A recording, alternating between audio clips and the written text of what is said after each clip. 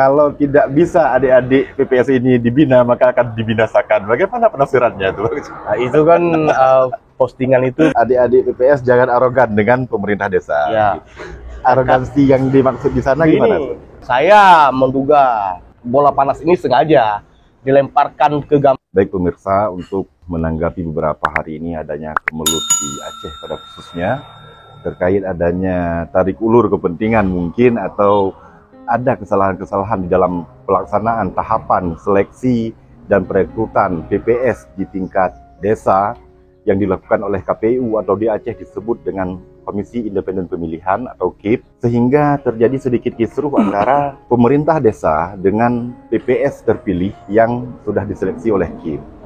Maka dari itu kami mengundang Sekjen Abdesi atau Asosiasi Perangkat Desa seluruh Indonesia Kabupaten Aceh Timur, karena kami juga melihat beberapa statement yang dikeluarkan oleh Abdesi melalui situs AJNN, juga melalui status-status di Facebook yang juga menjadi kontroversi tersebut. Maka dari itu hari ini Pak Sekjen sudah hadir bersama kita. Selamat pagi Pak Sekjen. Ya, selamat pagi Bung Barmawi Yusuf.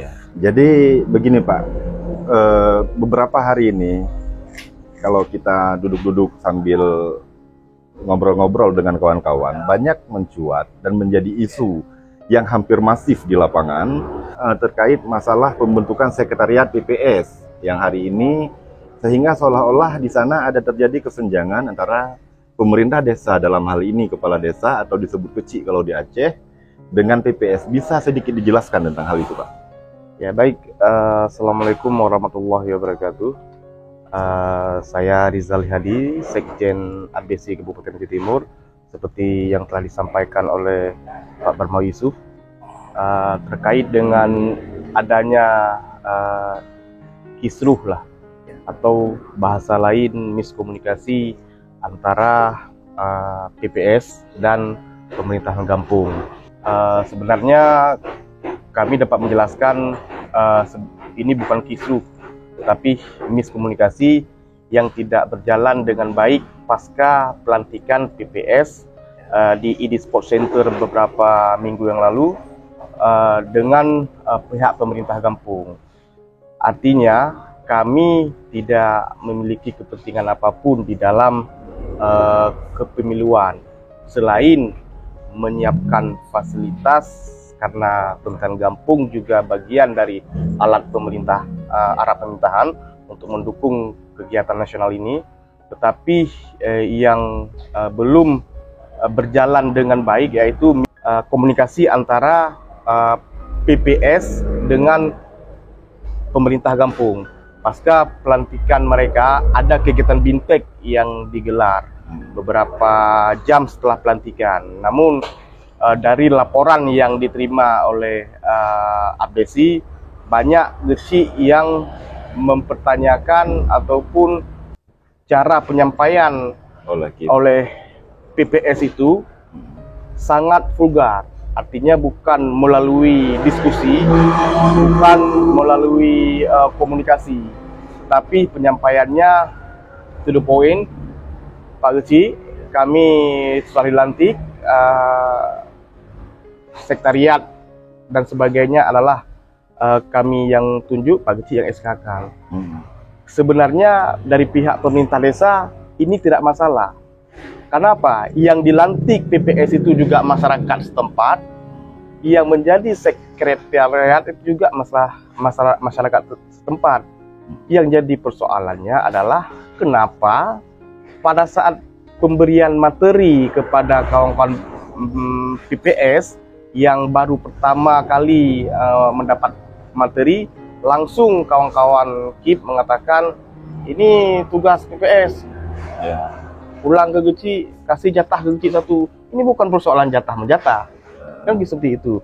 Ini persoalan agar pemerintahan desa dapat melaksanakan pemilu ini dengan baik.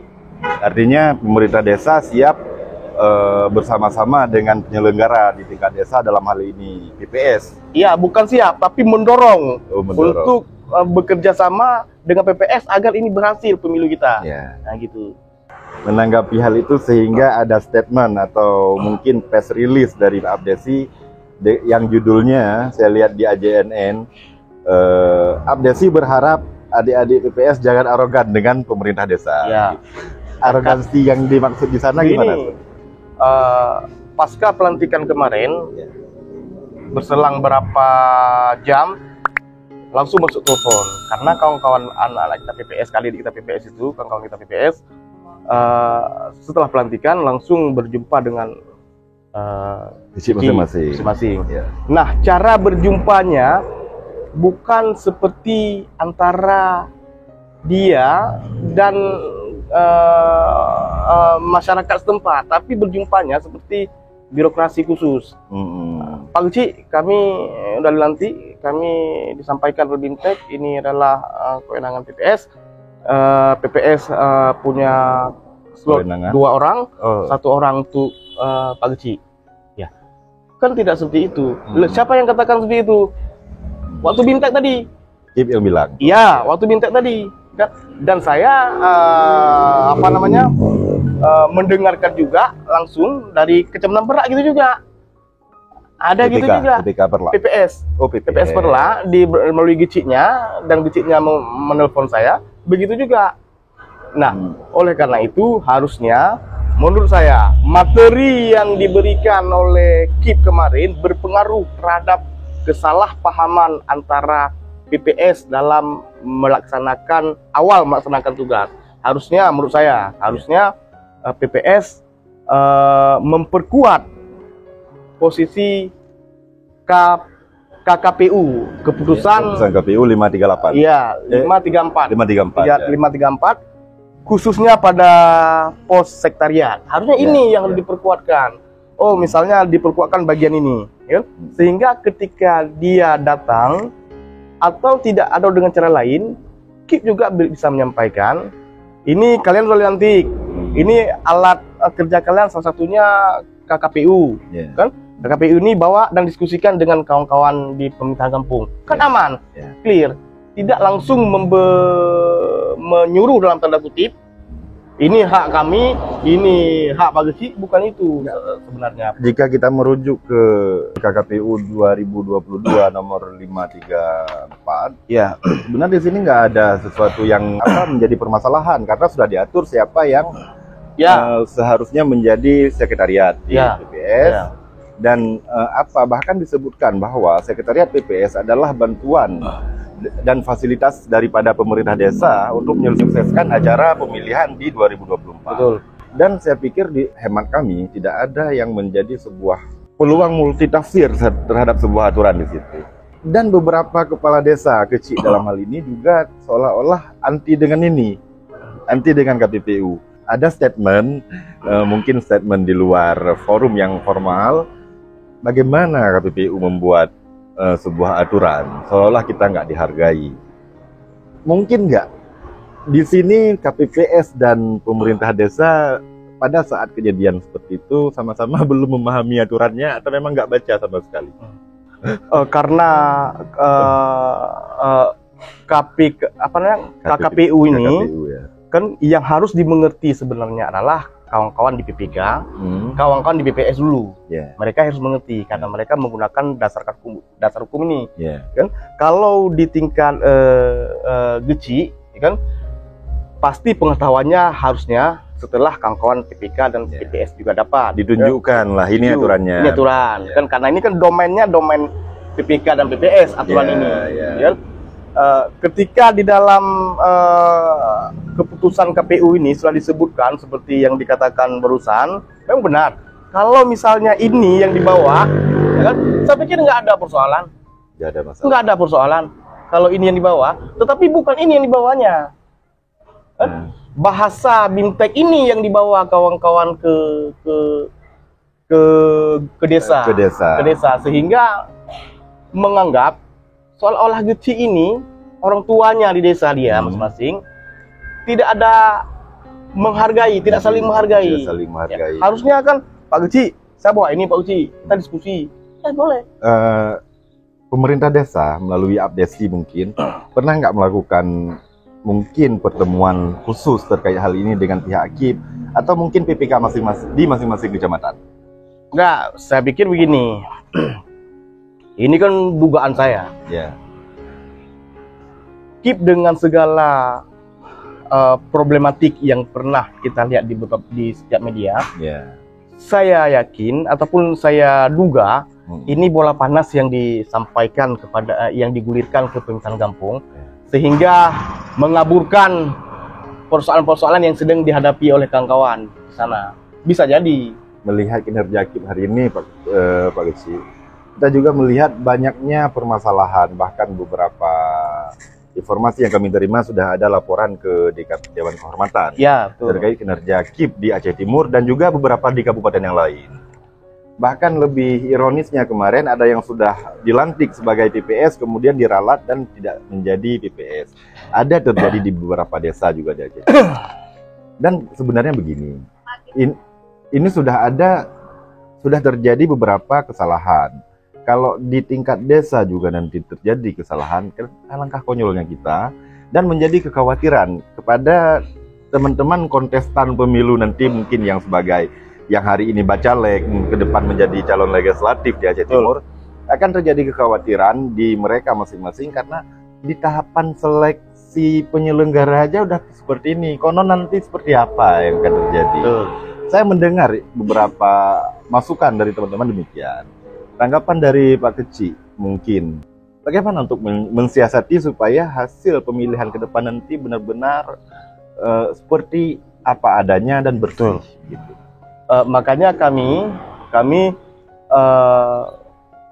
mengkhawatirkan apa yang disampaikan oleh Pak Bambang Ibrusan, agar kalau awal ini kisruh, pihak pemilik suara ini dikhawatirkan juga.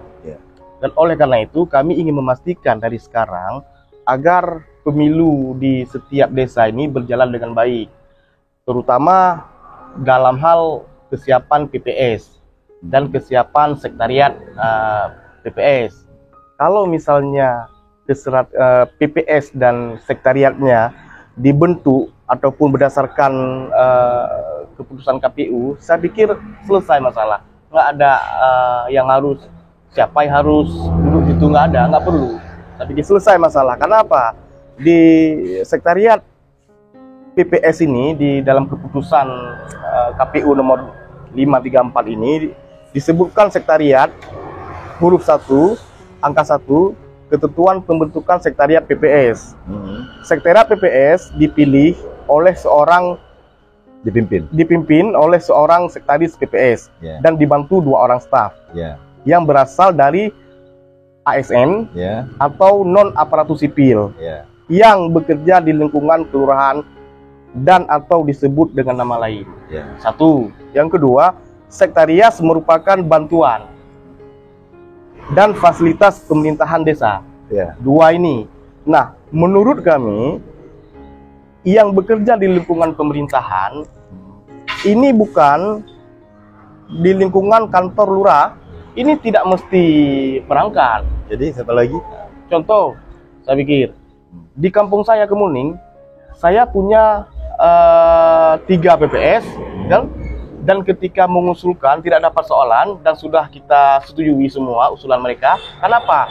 Keterwakilan dari unsur yang di TPS ini terpenuhi berdasarkan pengalaman, kecakapan dia bekerja, dan unsur loyalitas untuk profesional. Misal, dari perangkat kampung, kita tunjuk 1 orang kadus. Dia menguasai database tentang kependudukan di wilayah kampung saya misalnya, untuk memudahkan kerja-kerja PPS.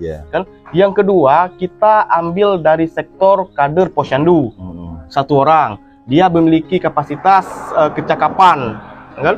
Dan yang ketiga, kita ambil salah satu dari masyarakat. Tapi gini Pak Keci, berbicara acuannya keputusan KPU yang Bapak Keci bacakan tadi, disebutkan bahwa PPS adalah ASN atau non ASN yang bekerja di lingkungan pemerintah desa. Penafsirannya, kalau yang bekerja di pemerintah desa adalah yang pertama perangkat desa. Kalau misal bahkan ada yang menganggap yang bekerja di pemerintah desa, misal ketua pemuda, karang taruna, dan itu merupakan sebuah organisasi di bawah binaan, bukan orang yang bekerja di dalam pemerintah desa. Juga kalau kita lihat kader Posyandu mereka kan tenaga teknis di situ. Kan orang yang bekerja di pemerintahan desa. Itu menurut hemat saya begitu. Ya, ini kan ada kata-kata di lingkungan. Ya. Di lingkungan kan, di lingkungan kantor. Bukan di kantor. Kalau di kantor mungkin bisa. Ini kan penafsiran saja berbeda kan. Cara melihat kita berbeda. Kan kalau menurut hemat saya ini adalah yang bekerja di lingkungan. Ya, bukan di kantor. Lingkungan bisa saja menurut hemat saya kader Posyandu. Mungkin lingkungan desa, lingkungan kelurahan. Dalam lingkungan kelurahan. Kenapa kader Posyandu? Mereka punya SK. Kan gitu. Punya SK, apalagi perangkat. Saya tidak sepakat kalau misalnya di dalam PPS ini perangkat semua. Itu saya tidak sepakat. Karena ada hal-hal lain yang diberdayakan. Sebenarnya tergantung kebutuhan desa. Berbicara dengan aturan, ini kan mungkin di luarnya adalah kebijakan. Tapi kalau melihat aturan, kan diatur tertulis jelas bahwa KPPS sekretariat PPS itu berasal dari ASN atau non ASN yang bekerja di lingkungan pemerintah desa. Nah, begitu. Artinya kalau kita mengambil masyarakat itu udah di luar aturan. Terserah kalau memang KIP mengiyakan. Karena ujung-ujungnya nanti kan PPS beserta kecil mengajukan ke KIP melalui PPK. Dan KIP nanti akan merekomendasi kepada kecil untuk di SK-kan. Setelah diverifikasi. Jika memang itu tidak memenuhi syarat, bisa jadi mungkin diminta calon lain. Bisa jadi. Dan di sana juga ada peluang untuk mengusulkan lebih dari 3 orang. Betul. Karena bunyinya mereka dapat mengusulkan paling banyak 3 orang sebagai sekretariat dan 4 orang sebagai staf. Artinya mereka bisa mengusulkan 7 orang dengan melengkapi persyaratan sebagaimana sudah ditentukan. Jadi kenapa enggak diusulkan dengan kota itu biar KIP yang memilih? Ada unsur masyarakat di situ, ada unsur perangkat di situ, dan juga ada mungkin dari keterlibatan perempuan di kader-kader Posyandu dan lain-lain, hingga KIP nanti bisa memilih dengan sesuai dengan voksinya gitu. Ya, saya pikir begini. Ini kan lagi-lagi bicara perspektif cara kita masing-masing melihat sebuah aturan kan. Di dalam mekanisme pembentukan sekretariat kan KIP tidak berkewenangan memilih. Verifikasi di mereka. Verifikasi. Tapi tidak berkewenangan untuk memilih. Kan? Memilih. Verifikasi adalah tiga yang harus dilakukan verifikasi. Yang pertama, tidak sedang dijatuhi sanksi disiplin. Yang kedua, independen dan tidak berpihak. Kalau tidak bisa adik-adik PPS ini dibina, maka akan dibinasakan. Bagaimana penafsirannya itu? Nah, itu kan postingan itu kan tidak menjadi mengikat ya. Yang ketiga, mampu secara jasmani dan rohani. Ketiga ini ada alat ukurnya masing-masing. Kan? Jadi setelah diusulkan kepada KIP 7 orang dan KIP menyampaikan usulan nama-nama sekretaris dan staf sekretaris kepada lurah, kan tidak disebutkan juga ini 3 orang yang sudah 7 orang, 3 orang diseleksi dikirim ke Gampung, kan tidak juga disebutkan. Misalnya begini, menurut pemahaman saya, dikirim 7 orang ke KIP melalui PPK, kan? Jadi setelah diverifikasi KIP 7 orang itu ternyata 77 memenuhi persyaratan yang 3 item tadi. Nah, ketika 77 itu memenuhi persyaratan, maka ke-7 itu dikembalikan kepada desa untuk dipilih, ditetapkan oleh GC 1 orang sekretaris, 2 orang staf. Karena menurut saya begini, kalau misalnya setelah diseleksi KIP 7 orang, ternyata dicadangkan 4 orang, tinggal 3 orang, 3 orang dikembalikan ke desa, harusnya KIP menyantumkan 3 orang itu. Ternyata kan tidak. Belum. Ini kan tidak berdasarkan aturan kan. Di mekanisme poin B, KPU menyampaikan usulan nama calon sekretaris dan staf. Usulan ini adalah usulan yang diusulkan oleh PPK, ya kan? Setelah diverifikasi misalnya kan kepada GC atau lurah. atau sebutan lain, Deci atau lurah menetapkan satu sebagai sekretaris dan 2 sebagai staf. Anggotanya lah. Satu lagi Pak Deci. Saya lihat sebenarnya ini kan dari dulu-dulu pembentukan PPS, sekretariat, memang setiap ada pemilihan umum, baik pilkada, pileg, dan lain-lain, pilpres, tetap ada ini. Tapi enggak seheboh hari ini. Ya betul. Saya ingin menanyakan, menurut analisa Pak Keci atau Pak Sekjen Abdesi ini, seempuk apa sih posisi sekretariat PPS hari untuk tahun ini? Ya, saya sudah berkomunikasi dengan salah satu komisioner. Ya. Sebenarnya pemerintahan kampung tidak memiliki apapun di situ, tidak memiliki jabatan apapun, tidak memiliki pos anggaran apapun.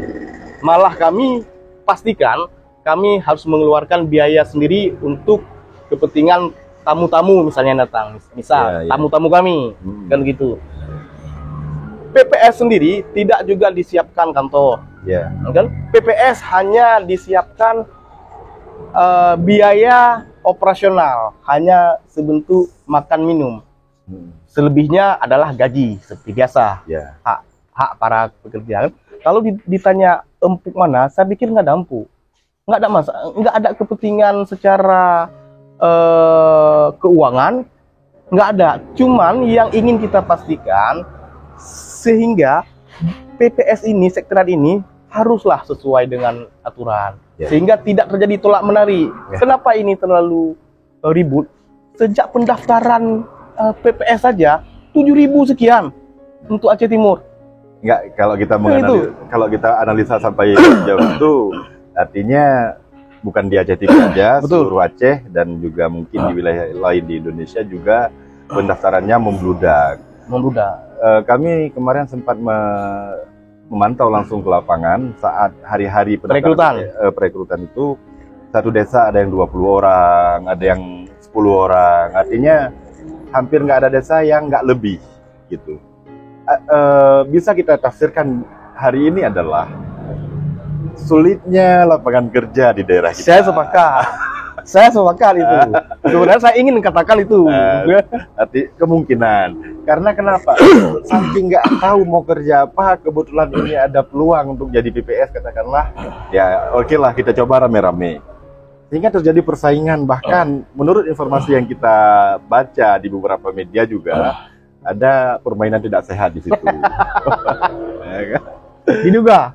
Diduga katanya. Siapa yang menduga saya pun nggak tahu.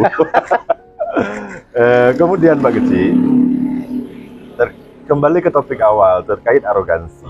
Ada beberapa setelah Abdesi mengeluarkan statement, kawan-kawan BPS jangan arogan lah dengan pemerintah desa. Kemudian Sekjen Abdesi membuat status, kalau tidak bisa adik-adik PPS ini dibina, maka akan dibinasakan. Bagaimana penafsirannya itu?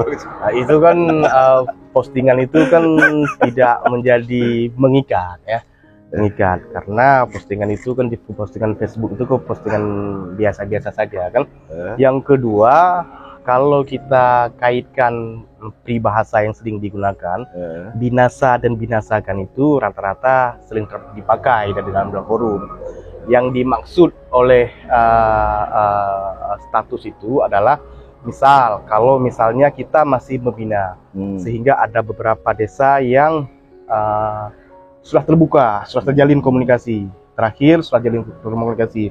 Kalau juga tidak terjalin komunikasi dengan baik dengan PPS, dengan pemerintahan kampung, maka pemerintahan kampung menurut laporan ke saya juga enggan melakukan penandatanganan menetapkan. Silahkan kawan-kawan PPS ditetapkan melalui PPK saja boleh, langsung ke KIP saja boleh, sehingga kampung tidak terlibat lah. Jadi mekanismenya begini, ketika mungkin beberapa atau salah satu kepala desa di Aceh Timur, kecil dalam hal ini sebutannya, tidak bersedia meng-SK-kan, maka kewenangan itu bisa diambil alih oleh KIP untuk meng-SK-kan sekretariat. Jadi kalau itu terjadi, ujung-ujungnya tambah gak enak nanti. Hari ini begini, Pak. dengan beberapa statement, bahkan mungkin ada yang menganggap mungkin ini kali ini kecilnya yang arogan. Ya, itu kan seperti yang saya katakan tadi, ya.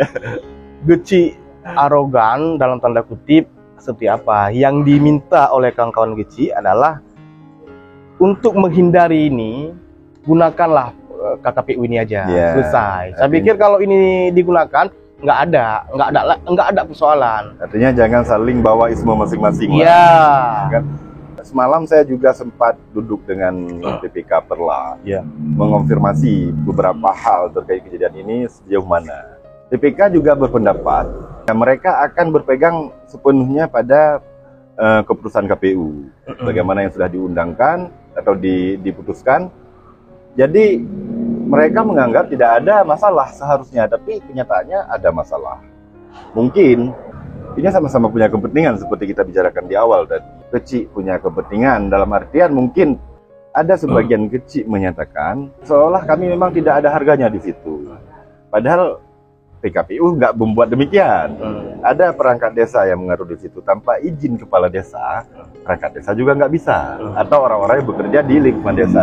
Karena begini, ketika terjadi dengan bahasa lain double job lah, dia bekerja di badan ad hoc, sedangkan dia masih berstatus sebagai perangkat desa yang aktif, otomatis tanpa izin nggak mungkin bisa kan? Betul. Di situ saya melihat nggak ada peluang untuk tarik ulur kepentingan itu.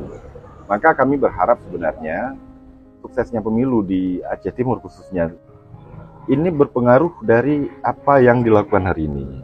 Ada nggak terkait hal ini saran atau masukan dari Abdesi? Mungkin Pak Kecik kan mewakili Abdesi Aceh Timur hari ini.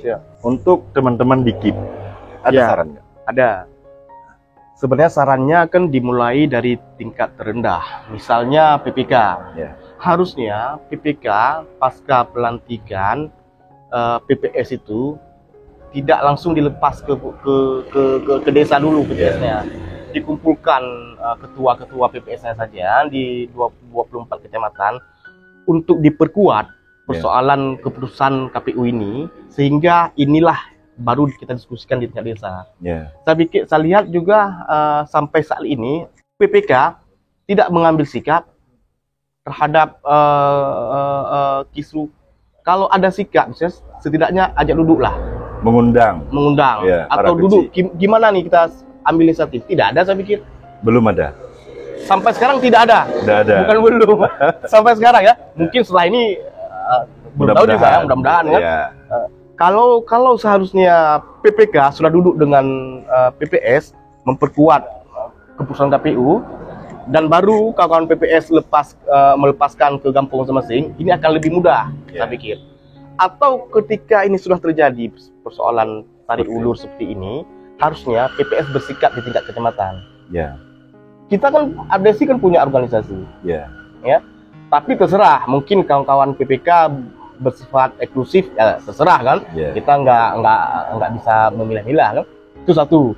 Kalau di pihak KIP, saran saya harusnya bukan bimtek, bukan persoalan bagi-bagi kue yang disampaikan ke kampung. Harusnya kan, kawan-kawan PPS, kalian dasarnya ini kalian bawa diskusikan, temukan titik temu, sehingga persoalan 7 hari setelah kalian dilantik selesai birokrasinya, administrasinya. Ini kan tidak seperti itu. Saya menduga bola panas ini sengaja dilemparkan ke kampung untuk menutup kasus-kasus ataupun problematik yang lain di belakangnya, sehingga ini bergulir terus. Dan saya pikir artinya Abdesi dalam hal ini para kecil menganggap ini ada unsur kesengajaan dari pihak KIP. Diduga mengalihkan isu kan, pengalihan isu ke kawan-kawan Geci.